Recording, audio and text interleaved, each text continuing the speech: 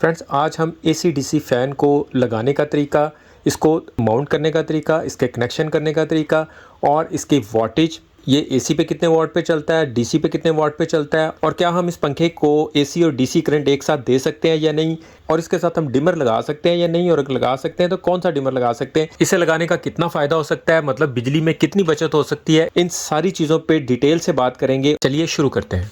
अस्सलाम वालेकुम फ्रेंड्स, मैं हूं शहजाद मुगल और आप देख रहे हैं टेक्नोलॉजी यूट्यूब चैनल। तो हमने एक आम सी नॉर्मल सी कंपनी का ये फ़ैन ख़रीदा है। इसके अंदर से क्या कुछ निकलता है ये आप देख सकते हैं। ये फ़ैन के ऊपर वाली साइड पे लगेगा।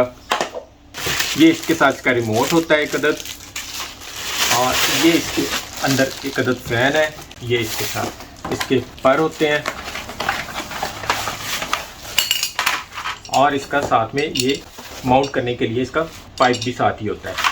इसे हम 12 वोल्ट के साथ भी चला सकते हैं और घर की आम बिजली जो 220 वोल्ट होते हैं उस पर भी चला सकते हैं। इसके कनेक्शन करने का तरीका बहुत आसान है। इसमें 4 तारें निकली होती हैं, 2 तारें इसमें एसी करंट की होती हैं और 2 तारें इसमें 12 वोल्ट के करंट की होती हैं। 12 वोल्ट के कनेक्शन पे आप सोलर सिस्टम से इसे सारा दिन फ्री भी चला सकते हैं। आमतौर पे ये कंसेप्ट है कि इसे अगर दोनों करंट एकदम दे दिए जाए तो ये जल जाता है, इसका सर्किट ख़राब हो जाता है। तो ऐसा हरगिज़ नहीं है। ये भी मैं आपको क्लियर कर दूं कि एक ही टाइम में आप अगर इसको 220 वोल्ट भी दे देते हैं और फिर सोलर से 12 वोल्ट भी दे देते हैं, दोनों का करंट इसके अंदर आ रहा होता है, तो ये बल्कि ऑटोमेटिक हो जाता है। सारा दिन सोलर पे चलता है, रात को ये 220 वोल्ट पे हो जाता है, और अगर रात को जब लाइट चली जाती है तो ये ऑटोमेटिकली डीसी इन्वर्टर पे कन्वर्ट हो जाता है। पंखा बंद नहीं होता, ऑटोमेटिकली कन्वर्ट होता रहता है। 220 वोल्ट पे ये 360 आरपीएम तक चलता है और 12 वोल्ट पे ये 330 आरपीएम पे इसकी मैक्सिमम स्पीड है। मतलब 12 वोल्ट पे ये थोड़ी सी कम स्पीड पे चलता है, जबकि 220 वोल्ट पे इसकी स्पीड थोड़ी सी ज़्यादा हो जाती है। और डीसी पे ये 36 वाट करंट लेता है, जबकि 220 वोल्ट पे एसी करंट पे ये 50 वाट का पंखा होता है। अगर आप इसे सिर्फ डीसी पे चलाना चाहते हैं तो यहाँ पे माइनस और प्लस का कनेक्शन दे दें और इसके आगे टेप करके इसको बंद कर दें तो ये सिर्फ डीसी पे चलेगा। अगर आप इसे सिर्फ 220 पे चलाना चाहते हैं तो इसके ये जमा नफ़ी जो है 12 वोल्ट के, इनके आगे टेप करके सिर्फ 220 वोल्ट पे भी आप इसे चला सकते हैं। अच्छी कंपनी के पंखे के इस सर्किट के ऊपर भी कवर होता है। तो ये नॉर्मल कंपनी का पंखा है, इसलिए इन्होंने ये इस तरह की सेफ्टी नहीं की हुई, और इसका जो इसे फिक्स भी किया हुआ है तो वो सिर्फ ये इस एक पेज से किया हुआ है, बाकी के पेज भी पूरे नहीं लगाए हुए। लेकिन ये फिर भी हमें काम दे जाएगा क्योंकि इसकी गारंटी भी है और मुनासिब प्राइस में ये हमें एसी डीसी पंखा मिल गया है। 12 वोल्ट वाली वायर्स और 220 वोल्ट वाले कनेक्शन वायर को आपने कैसे देखना है, तो इनके ऊपर भी लिखा होता है। ये आप देख सकते हैं, लिखा हुआ है बैटरी प्लस, यानी कि रेड वायर प्लस की है, और ये बैटरी माइनस, यानी यहाँ पे आप बैटरी की तार या फिर सोलर से डीसी 12 वोल्ट यहाँ पे दे सकते हैं। जबकि इस जगह पे आप देख सकते हैं कि ये एसी न्यूट्रल है और ये एसी फेज़ है।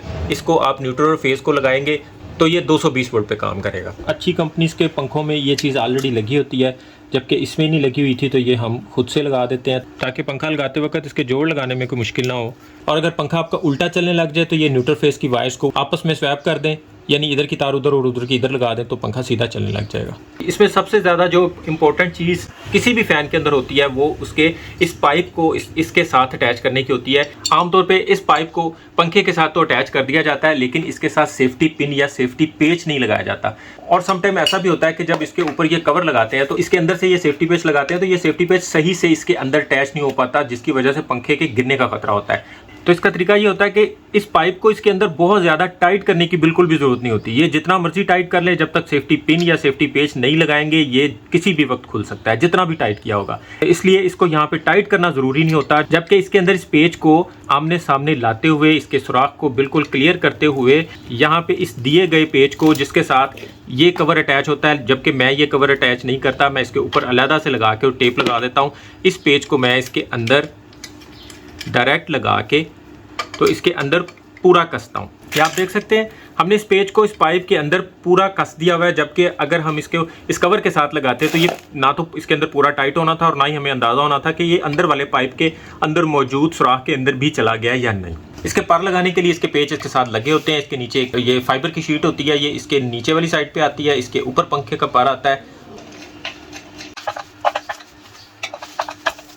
हमारे केस में इसका पाइप ऑलरेडी छत के साथ लगा हुआ है, हम उसी के साथ इसको अटैच करेंगे, इसलिए इसको आर्जी तौर पे हम टेप के साथ ऊपर की तरफ चिपका देंगे। और उसके बाद इसके अंदर पाइप को इस तरह कसने के बाद इस जगह पे इसका पेच आर पार करेंगे उसके बाद हम इसकी टेप को हटा के तो इसके ऊपर दोबारा इस तरह करके फिक्स कर देंगे। सिर्फ इस पंखे के कनेक्शन करने से इसने ऑन नहीं होना, बल्कि इसके बोर्ड में से जहाँ से इसको करंट जाता है उसके अंदर एक छोटी सी चेंजिंग करनी पड़ेगी, जिससे ये प्रॉपर चलेगा।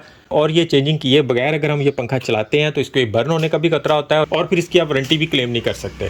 तो करना ये होता है कि जिस जगह से पंखे को करंट जा रहा होता है तो उसके साथ एक अदद डिमर लगा होता है, जिससे हम पंखे की स्पीड को कम या ज़्यादा करते हैं। तो हमें AC/DC पंखे को डिमर से डायरेक्ट करना होता है, उसके इस डिमर को पंखे के साथ डिस्कनेक्ट करना पड़ता है, क्योंकि इस फ़ैन की स्पीड आप इसके रिमोट से कंट्रोल करते हैं। डिमर से अगर आप कंट्रोल करने की कोशिश करेंगे तो इसके सर्किट में ख़राबी आ जाएगी, सर्किट बर्न भी हो सकता है। ये फ़ैन की तार है जो डिमर के अंदर से होके ऑन ऑफ स्विच में जा रही थी, ये हमने डिमर से अलग कर लिया है और अब इसे डायरेक्ट स्विच के साथ लगाएंगे, यानी ये सिर्फ स्विच से ऑन ऑफ होगा। बिजली का कोई भी काम करते वक्त मेन स्विच से आपने बिजली को बंद कर लेना है, फिर काम करना है कोई भी। अब फ्रेंड्स, इस रिमोट को इस पंखे के साथ अटैच करने के लिए इसके पावर बटन को ऑन करेंगे और फिर इसके ये जो वाईफाई का आइकॉन बना हुआ है इसको थोड़ी देर के लिए इसके साथ प्रेस करेंगे और 2 बीप आने तक प्रेस किए रखेंगे।